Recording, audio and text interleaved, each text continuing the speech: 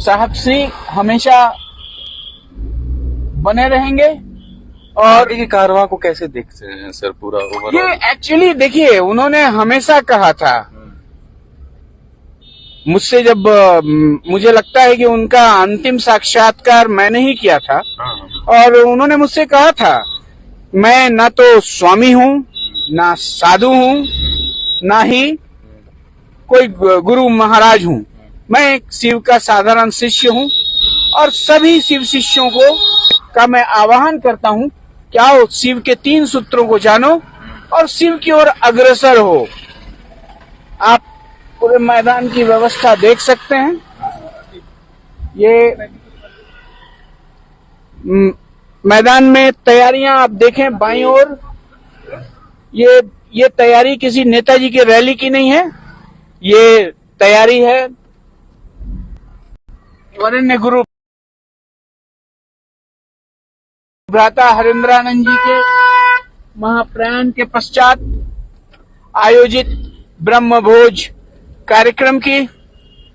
मैं सामान्यतः ये जब प्रधानमंत्री की रैली होती है तो कमोबेश ऐसी व्यवस्था रहती है ना। बिल्कुल। आज मैदान की तैयारी देखिए, हमने भीड़ दिखाई, अब हम थोड़ा लोगों को कल की और तैयारी दिखाना चाहें। कैमरामैन से कहेंगे कि वो ऊपर से जूम करके पूरा दिखाएं और एक बार पैन करें। सुषमा जी कुछ कहना चाह रही थी। जी बिल्कुल सर, मैं एक बिल्कुल अलग विषय से हटके मैं एक बात करना चाहती हूँ। सरकार इतने बड़े बड़े दावे करती है महिला सशक्तिकरण की, लेकिन वरेण्य गुरु हरेंद्रानंद जी जो इतनी सारी शिष्य बहनों को जो जोड़ा है वो एक मिसाल है। आप देखेंगे कि शिव शिष्य फाउंडेशन में जितनी महिलाएं हैं पुरुषों के मुताबिक बहुत कम है। तो एक बहुत बड़ा चुनौती साहब श्री ने खड़ी की है सरकार के लिए कि इतनी सारी। ये देखिए एक जत्था चला आ रहा है, ये देखिए एक जत्था चला आ रहा है, ये लगातार जत्था चला आ रहा है और अभी लोग अपनी रहने की व्यवस्था करते दिख रहे हैं। कुछ लोग तो यही मैदान में डटे हैं और कुछ शिव शिष्य अपने बूते अपने रहने की व्यवस्था में जुटे हैं। और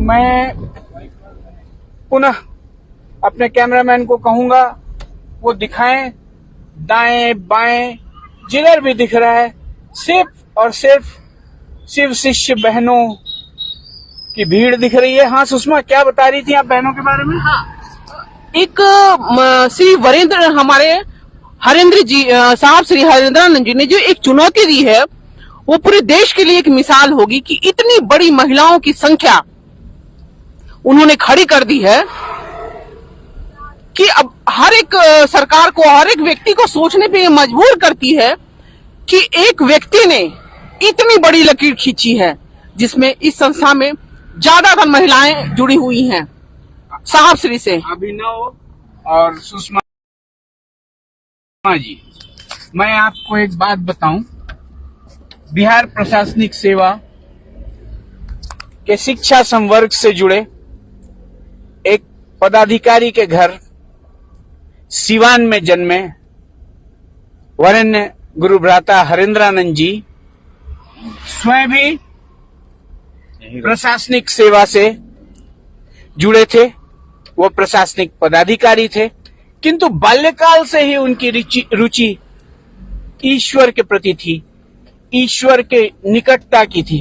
उन्होंने निकटता के लिए पहले कई गुरु महाराजों को ढूंढा, स्वयं उन्होंने तलाशा, कई गुरुओं को तलाशा, गुरुओं के निकट गए, गुरुओं को जानना चाहा, उनसे ईश्वर के बारे में जानना चाहा। जब उन्हें यह आभास हुआ कि ये गुरु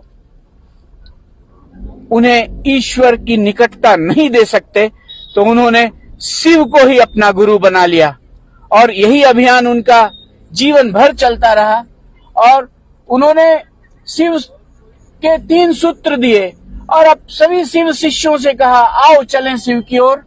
और वही शिव शिष्यता की जो अलख उन्होंने जगाई, उसी का नजारा आपको दिख रहा है।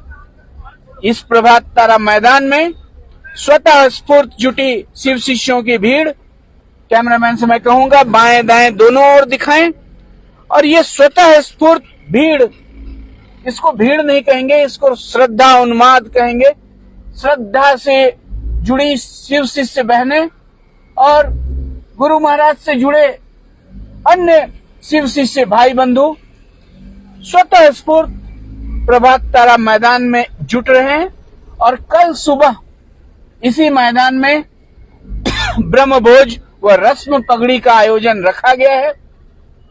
आयोजन के पश्चात शिव शिष्य अपने अपने ठिकाने पर लौट जाएंगे, अपने अपने गांव लौट जाएंगे। लेकिन एक बात मैं कहूंगा कि वरेण्य गुरु भ्राता हरिंद्रानंद जी द्वारा जगाई गई शिव शिष्यता की यह अलख सदियों तक शिव शिष्यों को प्रकाशित करती रहेगी। आप देखें, हम कल भी आपको सुबह से ही प्रभात तारा मैदान में शिव शिष्यों के इस महाआयोजन को लाइव दिखाने का वादा करते हैं। बने रहिए हमारे साथ और जुड़े रहिए बिफोर प्रिंट न्यूज से। लाइक और सब्सक्राइब नहीं किया है तो लाइक और सब्सक्राइब कर लें और बने रहें हमारे साथ। तब तक के लिए नमस्कार।